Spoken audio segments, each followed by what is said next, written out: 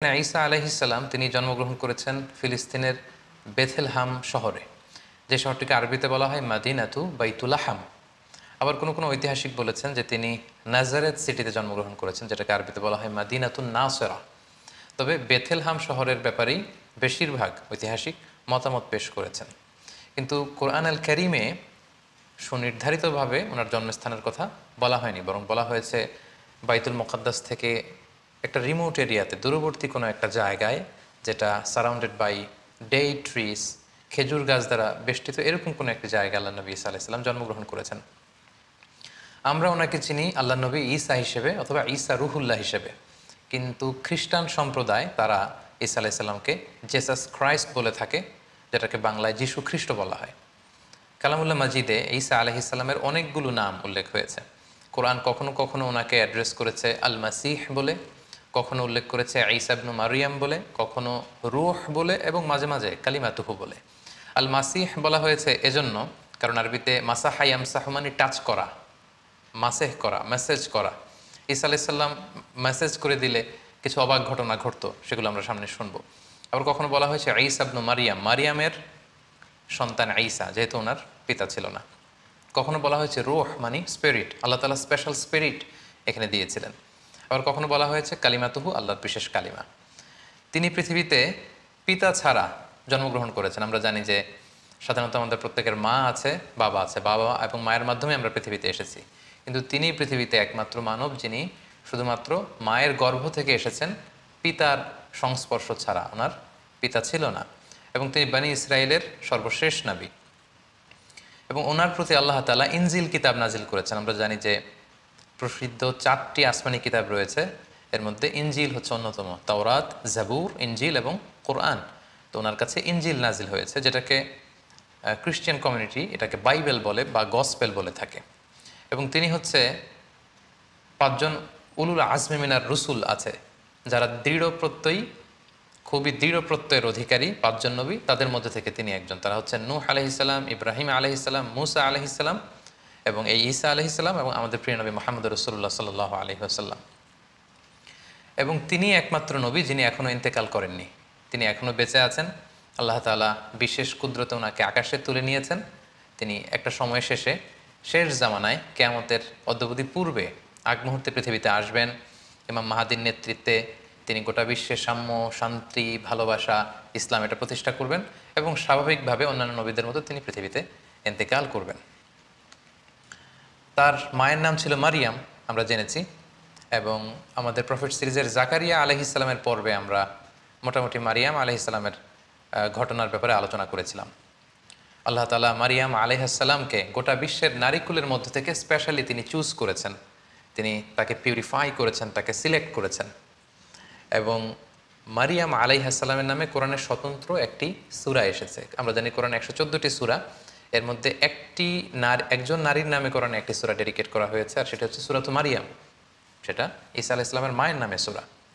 কোরআনে আল্লাহ পাক তাকে সিদ্দিকা বলেছেন, সত্যবাদী নারী। এবং তিনি কুমারী হয়েও সন্তান জন্মদান করেছেন। এবং সাইয়েদানা মারিয়াম আলাইহিস সালাম এবং তার সন্তান আল্লাহ নবী ঈসা আলাইহিস সালামকে আল্লাহ তাআলা শয়তানের দুষ্ট খোঁচা থেকে হেফাজত করেছেন। কারণ ঈসা আলাইহিস সালামের নানি হান্না বিনতে ফাখুজ স্পেশালি আল্লাহ তাআলার কাছ থেকে দোয়া করে এটা চেয়ে নিয়েছিলেন। কোনো নিউবর্ন বেবি যখন পৃথিবীতে আসে, শয়তান তাকে খোঁচা দেয়, তখন বাচ্চাটা ওয়া ওয়া করে কেঁদে ওঠে। এটা ঘটেনি শুধু মারিয়াম আলাইহিস সালামের ক্ষেত্রে এবং আল্লাহ নবী ঈসা আলাইহিস সালামের ক্ষেত্রে। সম্মানিত সুধী, আল্লাহ নবী ঈসা আলাইহিস সালামের জন্মটাই একটা মিরাকেল, তার জন্মটাই একটা মুআজিজা। কারণ আমরা পৃথিবীতে বাবা মায়ের মাধ্যমে এই দুনিয়ার বুকে এসেছি, কিন্তু আল্লাহ নবী ঈসা আলাইহিস সালাম পিতা ছাড়া কেবলমাত্র মায়ের মাধ্যমে দুনিয়াতে এসেছেন। কিভাবে তিনি এসেছেন, তার জন্মের ঘটনাটা কেমন ছিল, বিস্তারিতভাবে আল্লাহ তাআলা সূরা মারিয়ামে উল্লেখ করেছেন। আমরা সরাসরি কোরআনে ফিরে যাই, তাহলে আমরা বুঝতে পারবো যে কোরআন আমাদেরকে কি জানাচ্ছে। সূরা মারিয়ামে আল্লাহ তাআলা ইরশাদ করেছেন, ওয়াজকুর ফিল কিতাবি মারইয়ামা ইয ইনতাবাদাত মিন আহলিহা মাকানান শারকিয়্যা। মানে হে নবী, আমাদের রাসূলকে আল্লাহ তাআলা উদ্দেশ্য করে বলছেন, হে নবী, আপনি এই কোরআনে মারিয়ামের কথা উল্লেখ করুন, যে পূর্ব দিকে, তার ফ্যামিলি থেকে পূর্ব দিকে কোনো একটা জায়গায় গিয়েছিল। ফাত্তাখাযাত মিন দুনিহিম হিজাবান, সে হয়তো গোসলের কাজে বা ব্যক্তিগত কোনো কাজে হেজাব দিয়ে চারদিকে পর্দা টাঙিয়ে কোনো একটা কাজ করছিল। ফাআরসালনা ইলাইহা রূহানা, ঠিক ওই মুহূর্তে আমি জিবরাইল আলাইহিস সালামকে পাঠালাম।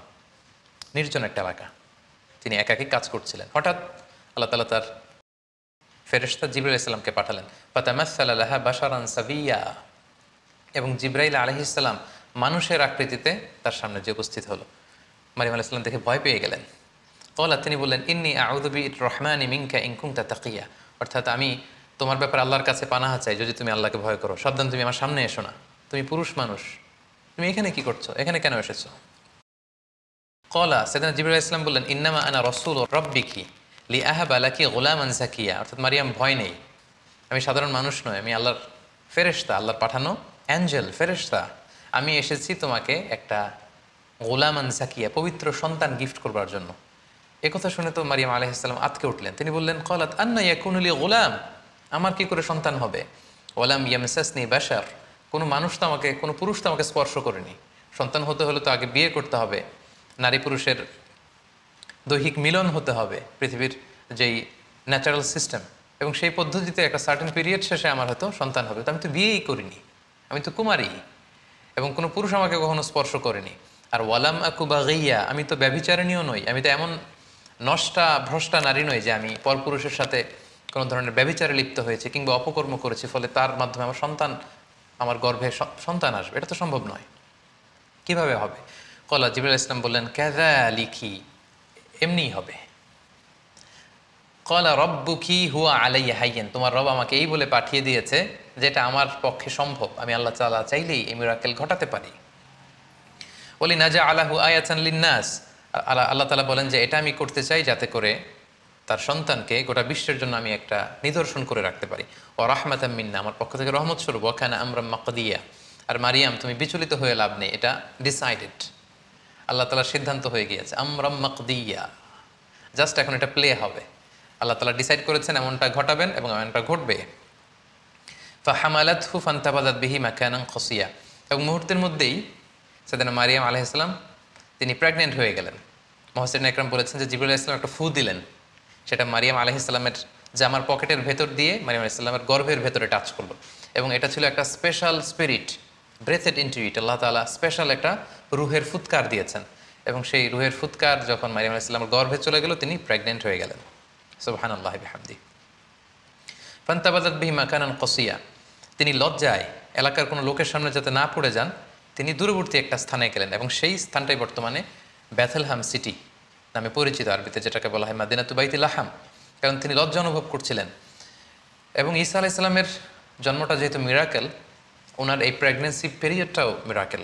সাধারণত বেবি যখন কেউ কনসিভ করে, কোনো নারী, তার 9 মাস 10 মাস একটা সময়, সার্টেন পিরিয়ড অফ টাইম তাকে এই প্রেগনেন্সি পিরিয়ডকে পার করতে হয়, তখন তার বেবি ডেলিভারি হয়। কিন্তু যেহেতু এটা ছিল আল্লাহর মিরাকেল, মুহূর্তেই তিনি গর্ভবতী হয়েছেন। একজন 9 মাসের পরিপূর্ণ প্রেগনেন্ট পিরিয়ডকে পার করেছে একজন নারীর দেহাবয়ব যেমন, দেখতে যেমন, দূর থেকে দেখলেই বোঝা যায় যে তিনি গর্ভধারিণী। মারিয়াম আলাইহিস সালামের অবস্থাটা মুহূর্তের মধ্যে আল্লাহ তাআলার এই মিরাকেলে, এই মুআজিজার মাধ্যমে এরকম হয়ে গেল। তিনি আতঙ্কিত হলেন, তিনি ভয় পেলেন, অন্য কারো সামনে যাতে তিনি পরে লজ্জিত হতে না হয়, তিনি এলাকা ছেড়ে মাকানান কসিয়া, সেই বেথলহাম সিটিতে চলে গেলেন, এবং সেখানে খেজুর বেষ্টিত একটা এলাকা ছিল। ফাজাআহাল মাখাদু ইলা জিজআইন নাখলা, তো ওনার পেইন আসলো, প্রচণ্ড ব্যথা, সন্তান জন্মদানের যে পেইন হয়, এটা তাকে একটা খেজুর গাছের গোড়ায় নিয়ে আসলো, তিনি সহ্য করতে না পেরে সেখানে বসলেন। ক্বালাত ইয়া লাইতানি মিত্তু ক্বাবলা হাযা, এবং নিজে নিজের সাথে কথা বলতে লাগলেন যে হায় রে, আজকের এই সিচুয়েশন ফেস করার আগে আমি যদি মারা যেতে পারতাম কতই না ভালো হতো, আমি যদি মরে যেতে পারতাম। ওয়া কুনতু নাসিয়াম মানসিয়া, অথবা আমি যদি মানুষ থেকে বিস্মৃত হয়ে যেতে পারতাম, অর্থাৎ মারিয়াম নামে একজন লোক ছিল পৃথিবীতে, এটা যদি সবাই ভুলে যেত তাহলে কতই না ভালো হতো, তাহলে তো আমি লজ্জিত হওয়া লাগতো না।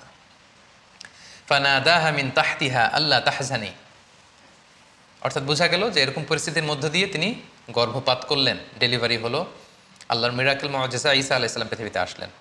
মুহূর্তেই ফানাদাহা মিন তাহতিহা, তার নিচ থেকে একটা আওয়াজ আসলো যে আল্লাহ তাহজানি, হে মারিয়াম তুমি চিন্তিত হয়েও না, কদ জাআলা রাব্বুকি তাহতাকি সারিয়া, এই তো দেখো তোমার পায়ের নিচ দিয়ে একটা স্রোতস্বিনী ঝর্ণাধারা প্রবাহিত হচ্ছে। সুবহানাল্লাহ। এবং আল্লাহ বললেন ওয়া হুজ্জি ইলাইকি বিজিযআইন নাখলাতি তুসাকিত আলাইকি রুতাবান জানিয়া, হে মারিয়াম তুমি খেজুরের ডালা ধরে টান দাও, তাহলে দেখবে যে উপর থেকে খেজুর গাছ থেকে টসটসে সুমিষ্ট পরিপক্ক পাকা খেজুর নিচে পড়বে, এবং খেজুর ওই খেজুর তুমি খাও।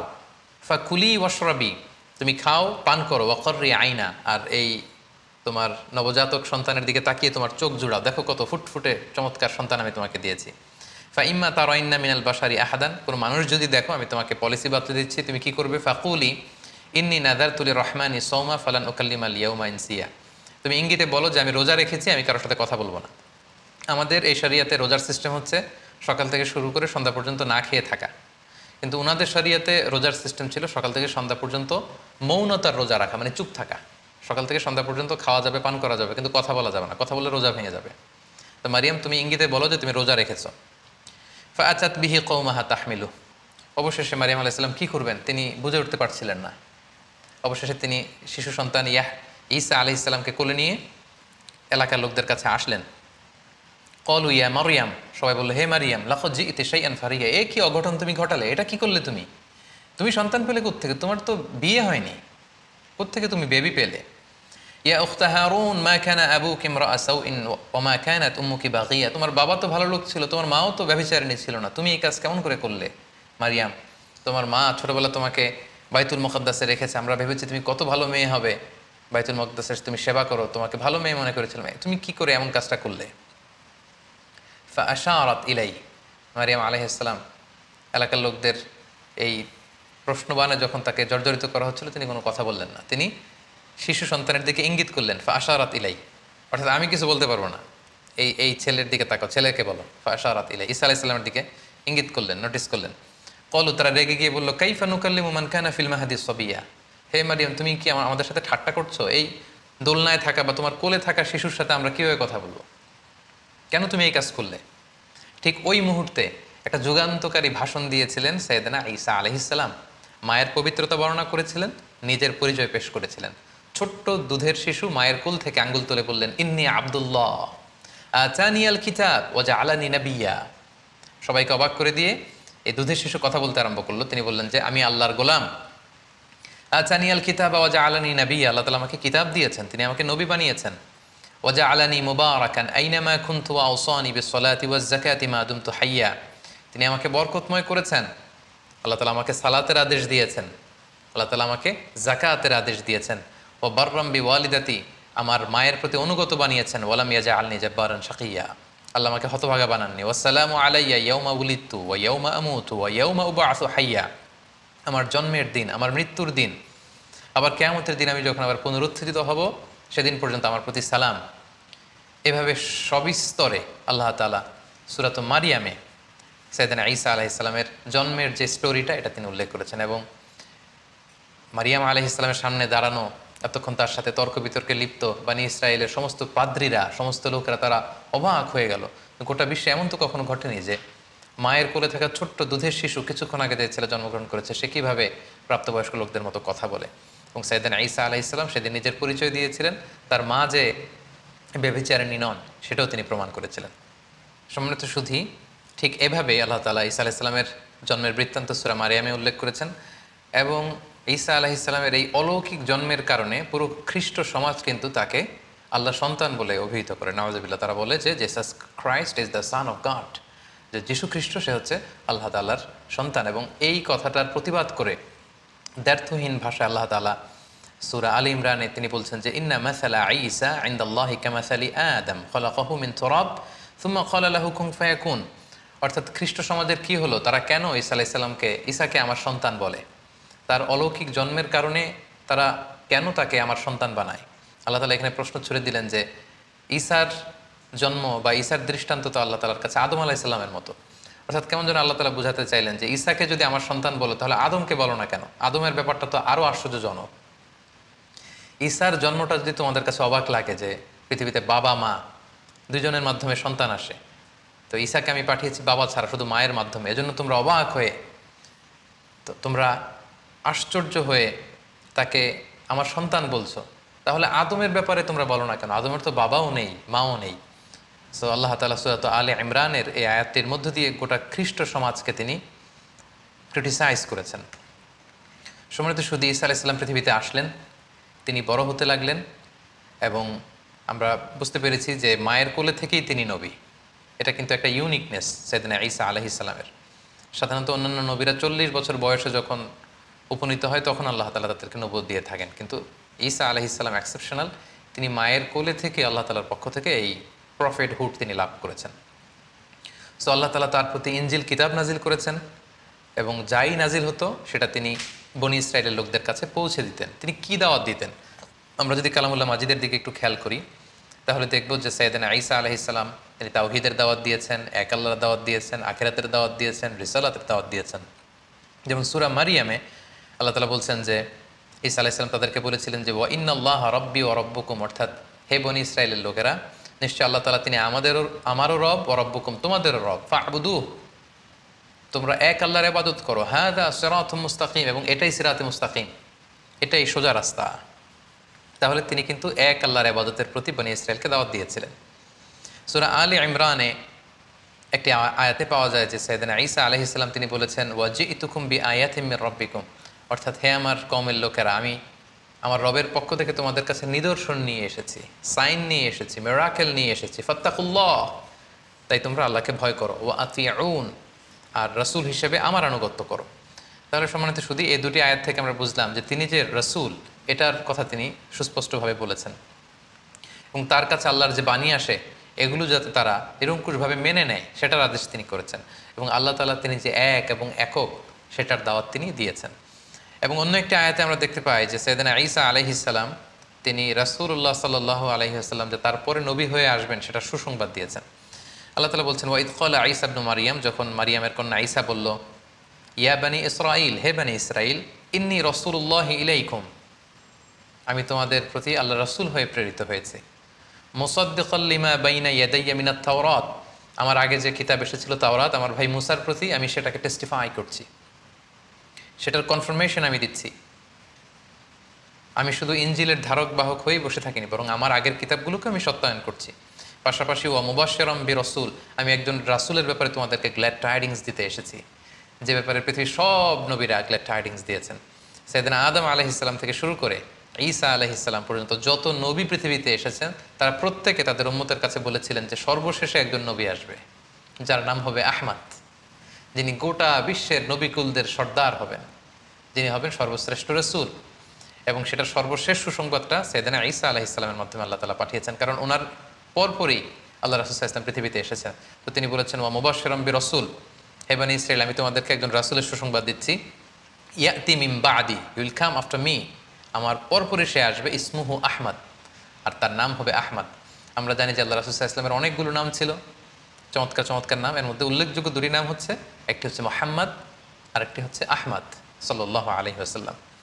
ফালাম্মা জাআহুম বিল বাইয়িনাত, এরপর নবুয়তির প্রমাণ হিসেবে বনী ইসরাইলের লোকদের কাছে আল্লাহ নবী ঈসা আলাইহিস সালাম যখন বাইয়িনাত নিয়ে আসলেন, অর্থাৎ মুআজিজা নিয়ে আসলেন, ক্বালু হাযা সিহরুম মুবিন, তারা বলল এগুলো জাদু, হে ঈসা তুমি তো জাদুকর, তুমি অনেক বড় ম্যাজিশিয়ান, তোমার এই কথা আমরা বিশ্বাস করি না। এবং সম্মানিত শুধু আমরা তো সাইয়েদনা আদম থেকে শুরু করে অনেক নবীর ঘটনা স্টোরি আমরা শুনেছি আমাদের প্রফেট সিরিজে, আমরা প্রায় দেখেছি যে নবীরা যখন মুআজিজা নিয়ে আসতো এটাকে এলাকার লোকেরা জাদু বলে উড়িয়ে দিত। তো এখন আমরা জানবো যে সাইয়েদনা ঈসা আলাইহিস সালামকে আল্লাহ তাআলা কি কি মুআজিজা দিয়েছিলেন। সম্মানিত শুধু আপনারা শুনলে অবাক হবেন যে তিনি এমন কিছু অনন্য মুআজিজা তার এলাকাবাসীদেরকে দেখিয়েছিলেন যেটা দেখে লোকজন অবাক হয়ে গিয়েছিল। তার একটি মুআজিজা ছিল, তিনি মাটি দিয়ে পাখি বানাতেন, পাখি বানিয়ে সে পাখিতে মাটির পাখিতে ফু দিলে সেই পাখি জীবন্ত হয়ে উড়ে চলে যেত। আন্নী আখলুকু লাকুম মিনাত তিন কাহাইয়াতিত তায়রি ফাআনফুখু ফি, ফু দিতেন ফায়াকুনু তায়রাম বিইذনিল্লাহ, আল্লাহর আদেশে মাটি দিয়ে কাদা দিয়ে বানানো পাখি জীবন্ত পাখি হয়ে উড়ে চলে যেত। সুবহানাল্লাহ বিহামদি। তারপর ওয়া উবরিউল আকমাহা, কোনো অন্ধ রোগী, রাতকানা দিনকানা দৃষ্টি প্রতিবন্ধী কোনো লোকের চোখে যখন আল্লাহ নবী ঈসা আলাইহিস সালাম হাত বুলিয়ে দিতেন মুহূর্তে লোকটা দৃষ্টিশক্তি ফিরে পেত। এজন্য ওনাকে বলা হতো মাসিহ। ওনার টাচ, এই টাচের স্পর্শের মধ্যে একটা আলাদা বারাকা ছিল। ওয়াল আবরসা, ধবল রোগী, শ্বেত রোগী, কুষ্ঠ রোগী, যাদের স্কিন ডিজিজ আছে তাদের গায়ে হাত বুলিয়ে দিলে মুহূর্তে ওই অসুস্থ ব্যক্তি সুস্থ হয়ে যেত। ওয়া ওহিল মাউথা বিইذনিল্লাহ, মৃত লাশের সামনে দাঁড়িয়ে যখন ঈসা আলাইহিস সালাম বলতেন কুম বিইذনিল্লাহ, দাঁড়াও, মুহূর্তে মৃত লাশ জীবিত হয়ে দাঁড়িয়ে যেত। ওয়া উনাব্বিউকুম বিমা তাআকুলুন, এবং লোকদের সাথে দেখা হলে উনি বলতে পারতেন যে কে কি খেয়ে এসেছে বাসা থেকে, তিনি বলতেন, তুমি এটা দিয়ে ব্রেকফাস্ট করে এসেছো, তুমি এটা দিয়ে লাঞ্চ করে এসেছো, তুমি রাতে এটা খেয়ে এসেছো। লোকজন অবাক হয়ে যেত ওনার কথা শুনে। ওমা তাদাখিরুনা ফি বুয়ুতিকুম, এবং তিনি বলে দিতে পারতেন কার ঘরে কি আছে, কে কার সিন্ধুকে কি জমা রেখেছে, গোপন হিডেন ট্রেজারের ভিতরে কোথায় কি আছে উনি সব বলে দিতেন। এগুলো শুনে লোকজন অবাক হয়ে যেত, এবং যাদের হেদায়েত নসিবে ছিল তারা ঈমান এনেছিল। সম্মানিত শুধু এগুলো ছিল আল্লাহ নবী ঈসা আলাইহিস সালামের প্রতি আল্লাহ তাআলার প্রেরিত বিশেষ কিছু মিরাকেল, মুজিজা।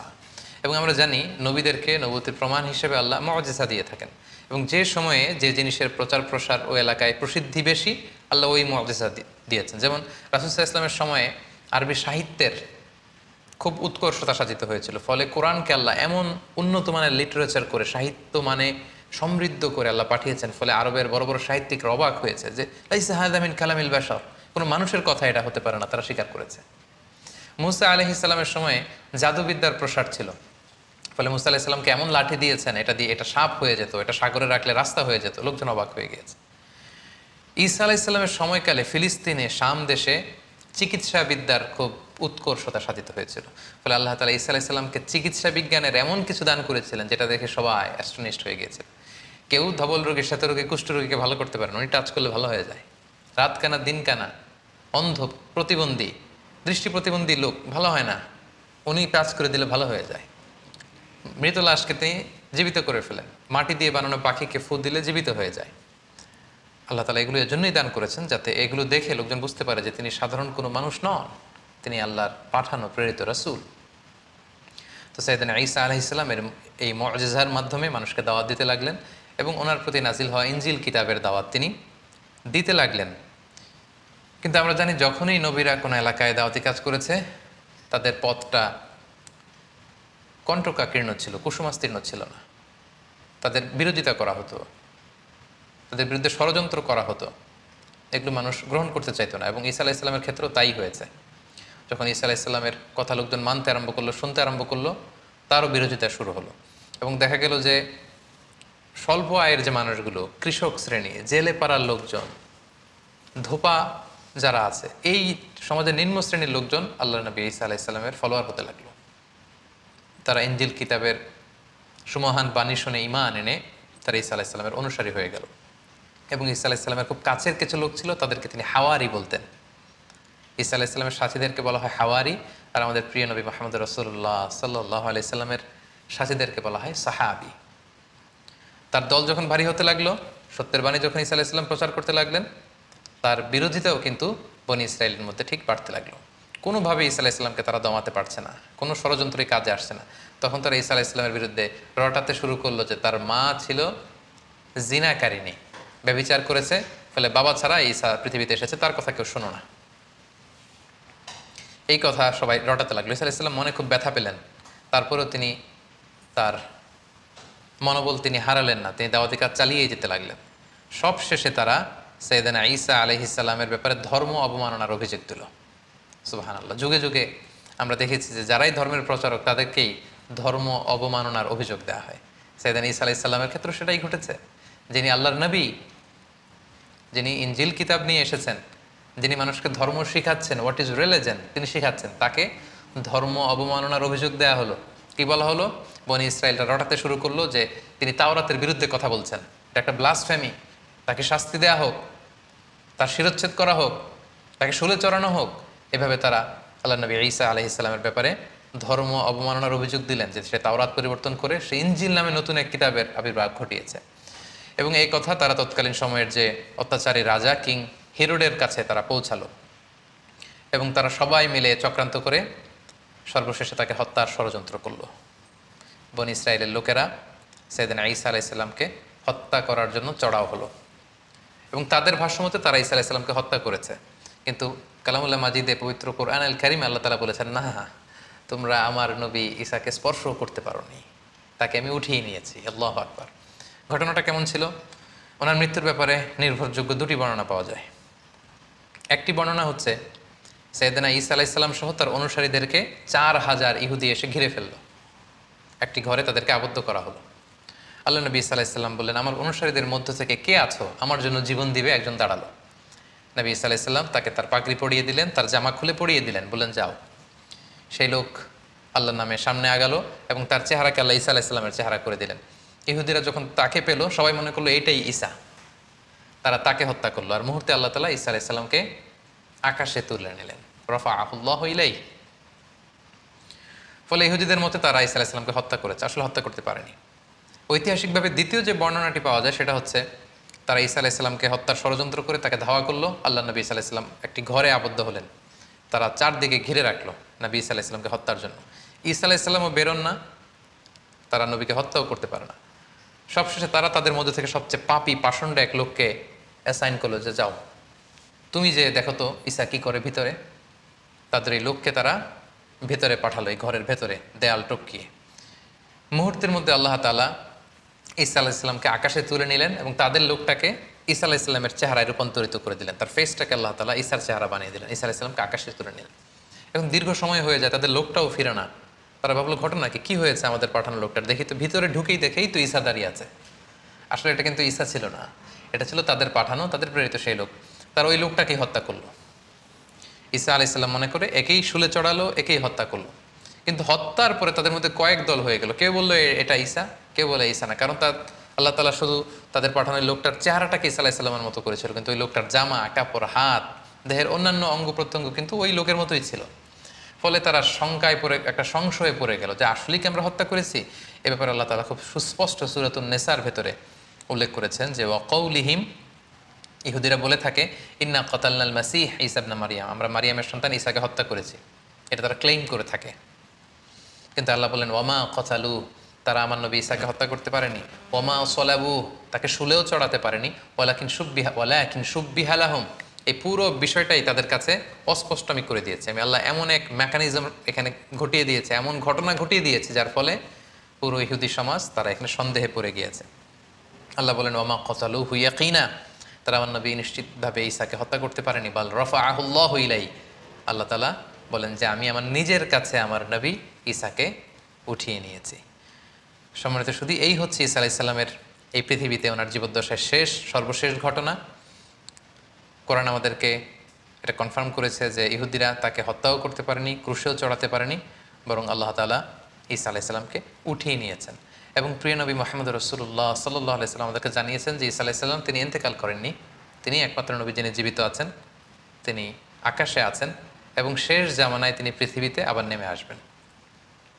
সহিহ মুসলিমের একটা বর্ণনায় জানা যায় আল্লাহর হাবিব সাল্লাল্লাহু আলাইহি ওয়াসাল্লাম বলেন যে অবশ্যই কিয়ামতের আগে এমন একটা সময় আসবে যখন ঈসা আলাইহিস সালাম আসবেন কিভাবে, হাকামান মুকসিতা, তিনি ন্যায়পরায়ণ শাসক হয়ে আবির্ভূত হবেন। ফায়াকসুরুস সলিব, তিনি যত ক্রুশ, ইংরেজিতে যেটাকে ক্রস বলে, খ্রিস্টানদের একটা রিলিজিয়াস আইকনিক ব্যাপার, এই যত ক্রুশ আছে এই ক্রুশকে তিনি ভেঙে ফেলবেন।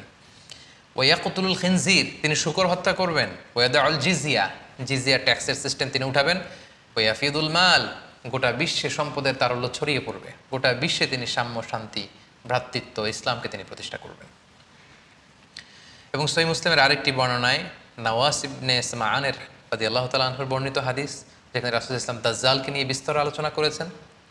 সেখানে তিনি বলেছেন যে এই দাজ্জাল যখন পৃথিবীতে ফিতনা ছড়াবে ঠিক তখনই আল্লাহ নবী ঈসা আলাইহিস সালাম এই পৃথিবীতে আগমন করবেন। কোথায়? দামেস্কের, সিরিয়ার রাজধানী দামেস্কের একটা মসজিদে তিনি আসবেন। আমরা জানি যে দামেস্ক শহর এখনও আছে, ইংরেজিতে ড্যামাস্কাস বলে। এই দামেস্ক শহরের একটা ইনদাল মানারাতিল বাইদা, একটা মসজিদের সাদা মিনারার পাশে তিনি ফেরেশতার পাখায় ভর করে শাহ করে জামিনে নেমে আসবেন। আসার সাথে সাথেই তখন মুসলিম কমান্ডার যে থাকবে ঈসা আলাইহিস সালামকে বলবেন যে আপনি ইমামতি করুন। ঈসা আলাইহিস সালাম বলবেন না, আল্লাহ তাআলা এই উম্মাতের যে সম্মান দিয়েছে সে কারণে তুমি ইমামতি করবে, কারণ আমি নেতা হয়ে আসিনি, তোমাদের মধ্যে থেকেই নেতা হবে, তিনি ইমামতি করবেন। এরপর ঈসা আলাইহিস সালাম দাজ্জালকে খুঁজতে শুরু করবেন। ইহুদিরা দাজ্জালের মিত্র হবে। ঈসা আলাইহিস সালামের শ্বাস প্রশ্বাস যে কাফেরের গায়ে লাগবে সেই মারা যাবে। এবং ফিলিস্তিনে এখনও একটা জায়গা আছে, জায়গাটার নাম বাবুল লুদ, হাদিসে এই শব্দটাই বলা হয়েছে বাবুল লুদ, এবং এখনও ওই জায়গাটা বাবুল লুদ নামেই পরিচিত। ঠিক ওই জায়গায় আল্লাহ নবী ঈসা আলাইহিস সালাম দাজ্জালকে হত্যা করবেন।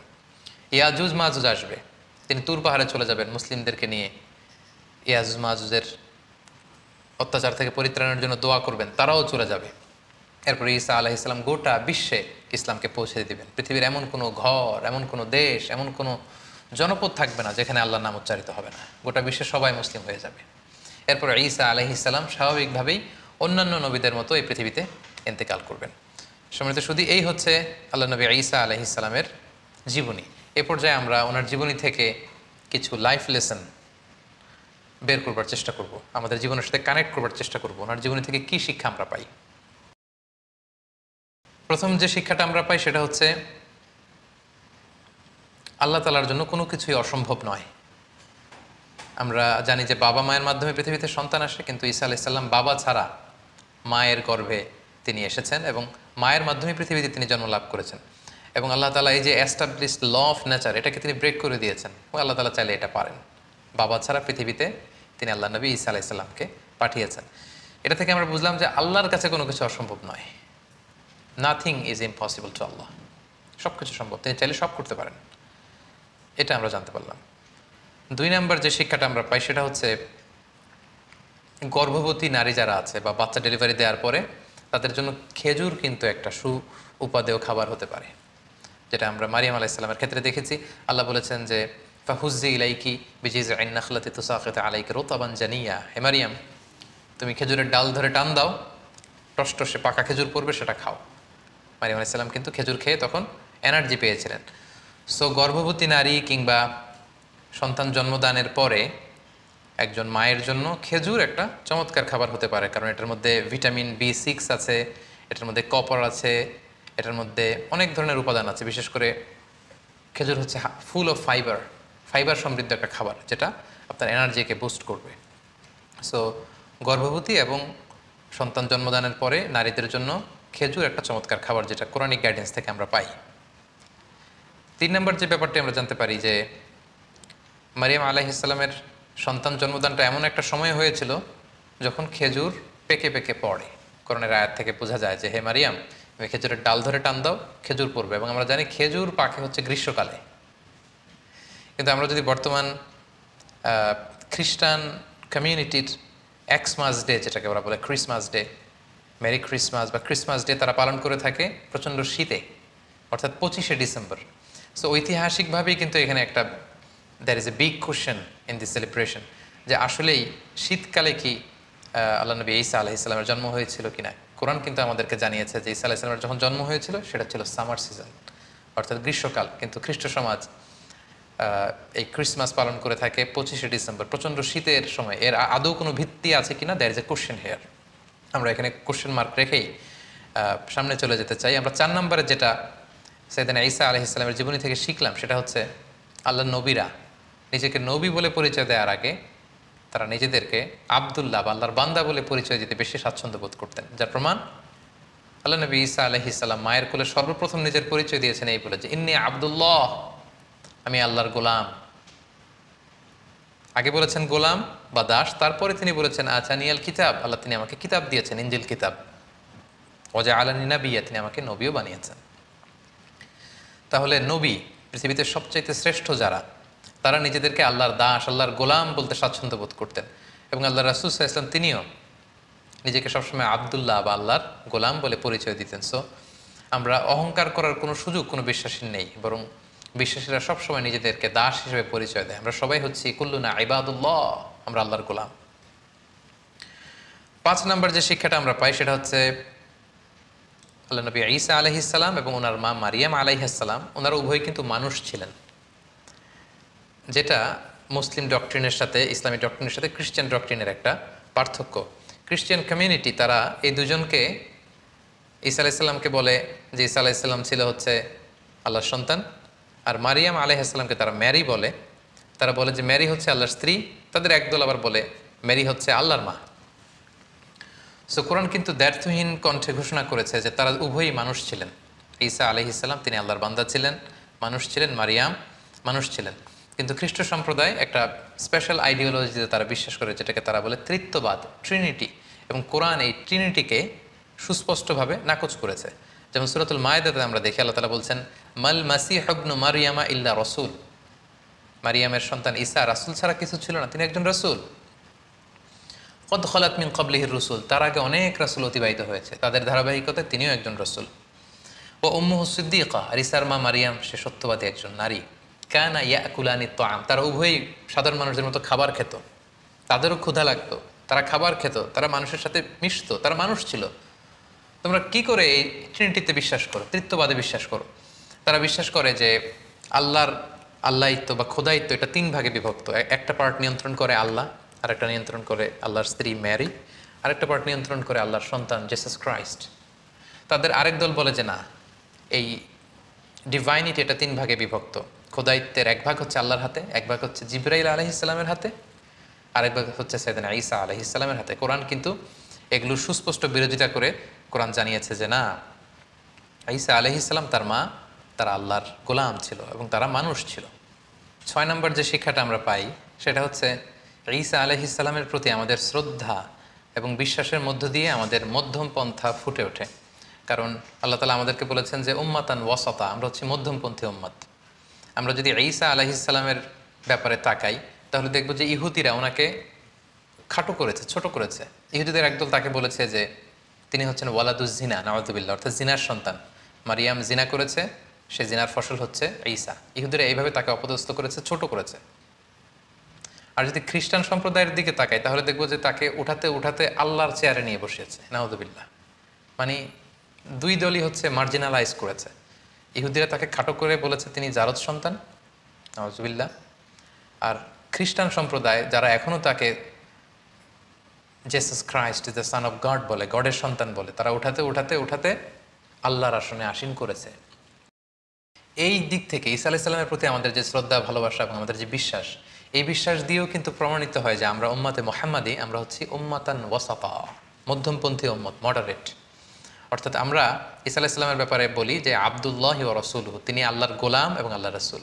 আমরা যখন তাকে গোলাম বলি, আল্লাহর দাস বলি, তখন এটা খ্রিস্টানদের রেসপন্স হয়। কারণ খ্রিস্টানরা উঠাতে উঠাতে ওনাকে আল্লাহর পর্যায়ে নিয়েছে। আমরা বলি না উনি আব্দুল্লাহ, আল্লাহর গোলাম।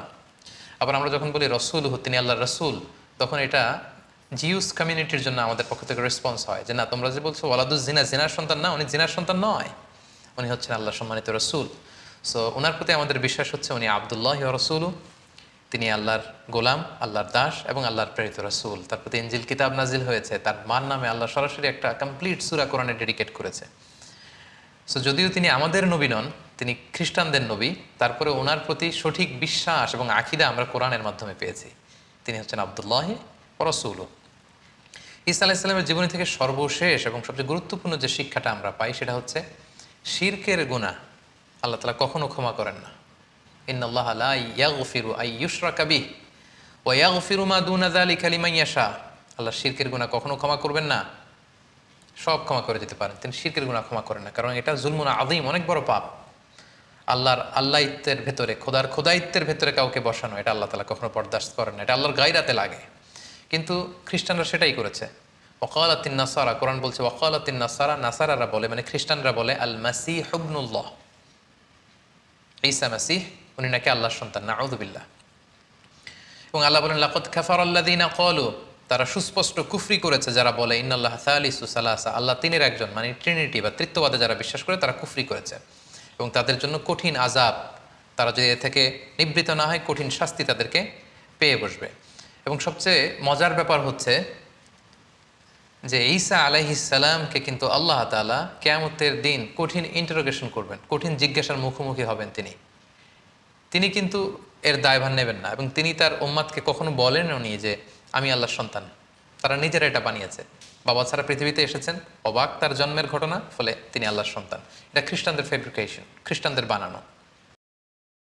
তিনি কিন্তু তাওহীদের দাওয়াত দিয়েছেন, তারপরেও আল্লাহ তাআলা ওনাকে ছাড়বেন না, ওনাকে জিজ্ঞাসাবাদ করবেন। কঠিন জিজ্ঞাসাবাদের মুখোমুখি তিনি কিয়ামতের ময়দানে হবেন। এবং সেটা আল্লাহ কোরআনে এভাবে বলেছেন যে ওয়াইদ ক্বালাল্লাহু ইয়া ঈসা ইবনে মারইয়াম, সেদিন আল্লাহ ঈসা আলাইহিস সালামকে বলবেন যে আনতা কুলতা, হে ঈসা তুমি কি বলেছিলে যে লিন্নাসে মানুষকে ইত্তাখিযুনি, যে হে মানুষেরা আমি ঈসাকে পূজা করো, ওয়া উম্মি এবং আমার মাকে পূজা করো, ইলাহাইনি আমাদেরকে তোমরা ইলাহ মানো মিন দুনিল্লাহ, আল্লাহকে ব্যতি রেখে। হে ঈসা তুমি কি এই কথা কখনো বলেছিলে? সম্মানিত শুধু আমরা জানি যে ঈসা আলাইহিস সালাম বলেননি, এবং ঈসা আলাইহিস সালাম যে বলেননি এটা আল্লাহও জান। তারপরেও এটা এমন একটা ইস্যু, আল্লাহ তাআলা নিজেও এটা বরদাস্ত করবেন না। আল্লাহ ঈসা আলাইহিস সালামকে ইন্টারোগেট করে তার মুখ দিয়ে বারবার এটা বের করে কিয়ামতের গোটা ময়দানে যখন খ্রিস্ট সম্প্রদায় থার থার করে কাঁপবে, আল্লাহ তাআলা এই জবাবদিহি সবার সামনে দেখাবেন। এই প্রশ্ন যখন আল্লাহ তাআলা ছুড়ে দেবেন, ঈসা আলাইহিস সালাম বলবেন ক্বালা সুবহানাক, আল্লাহ আপনি অতি মহান পবিত্র। মা ইয়াকুনু লি আন আকুলা মা লাইসা লি বিহাক, যেটা বলার কোনো অধিকার আমার নেই সেটা আমি কি করে বলি আল্লাহ, আমি কেন এমনটি বলবো। ইন কুনতু কুলতু, আর যদি আমি এমনটি বলেই থাকতাম দুনিয়াতে, ফাকাদ আলিমতা, তাহলে আপনি তো সেটা জানতেন। তা আলামু মা ফি নাফসি, আল্লাহ আমার অন্তরে কি আছে আপনি জানেন। ওয়ালা আলামু মা ফি নাফসিক, আপনার অন্তরে কি আছে আমরা জানি না। ইন্নাকা আনতা আল্লামুল গুয়ুব, আপনি অদৃশ্যের খবর রাখেন। হে আল্লাহ, মা কুলতু লাহুম ইল্লা মা আমারতানি, আপনি আমাকে যা আদেশ করেছিলেন আমি তো পৃথিবীতে কেবল তাই বলেছি। আমি তো বার্তাবাহকের কাজ করেছি, বাণীবাহকের কাজ। ইনজিল কিতাবে আপনি যা বলেছেন আমি তাই পৌঁছে দিয়েছি। আর সেটা কি? সেটা ছিল আমি বলেছি আনে আবুদুল্লাহ, তোমরা আল্লাহর ইবাদত করো। রব্বি, আল্লাহ হচ্ছেন আমার রব। ঈসা আলাইহিস সালাম কিন্তু বলেননি যে আমি আল্লাহর সন্তান, তিনি বলেছেন রব্বি, তিনি আমার রব। ও রব্বাকুম, আল্লাহ তাআলা আমার যেমনি রব তোমাদেরও রব। ও কুনতু আলাইহিম শাহিদাম মা দুমতু ফীহিম, হে আল্লাহ আমি এই কথার উপরই ছিলাম পৃথিবীতে যতদিন বেঁচে ছিলাম, আমি তো এটাই বলেছি। ফালাম্মা তাওয়াফাইতানি, আর যখন আপনি আমাকে মৃত্যু দিলেন, কুনতা আনতার রাকিবা আলাইহিম, এরপরে কি হয়েছে আল্লাহ আমি সেটা জানি না। আমার তিরোধানের পর গোটা বিশ্বের খ্রিস্ট সমাজ কি বলেছে সেটার দায়ভার আমি নিব না। ওয়ান্তা আলাইহিম ওয়া আনতা আলা কুল্লি শাইইন শাহিদ, আর সে ব্যাপারে আপনি ভালো জানেন, আপনি সব দেখেছেন। সম্মানিত সুধী, দেখেন আমরা যদি এই আয়াতটাকে একটু অ্যানালাইসিস করি তাহলে দেখব যে ঈসা আলাইহিস সালাম কখনো এই শিরকের কথা বলেননি। তিনি কখনো বলেননি আমি আল্লাহর সন্তান, আমার মা ম্যারি বা মারিয়াম আল্লাহর স্ত্রী, কখনো তিনি এ কথা বলেননি। এটা খ্রিস্টানদের বানানো কথা, এবং আল্লাহ তাআলা খুব ভালো করে জানেন যে তিনি বলেননি। তারপরেও এটা আল্লাহর স্ট্যাটাসের বিষয়, এটা আল্লাহর গায়রাতের বিষয়। আল্লাহ গোটা খ্রিস্ট সমাজের সামনে ঈসা আলাইহিস সালামকে দাঁড় করে জিজ্ঞেস করবেন তুমি কি এটা বলেছিলে। এই পরিস্থিতির মধ্যে দিয়ে আল্লাহ বোঝাতে চাইবেন যে হে খ্রিস্ট সমাজ, যে ঈসাকে তোমরা খোদা মনে করতে, তাকে আজ জবাবদিহি করা লাগতেছে আমার সামনে। এবং কিয়ামতের ভয়াবহ যে দৃশ্যটা কতটা ভয়ঙ্কর হবে, ভয়াবহ হবে, সেটাই কিন্তু আল্লাহ তাআলা এই আয়াতের মধ্য দিয়ে আমাদেরকে বুঝিয়ে দিলেন। এবং আল্লাহ বুঝাতে চাইলেন দেখো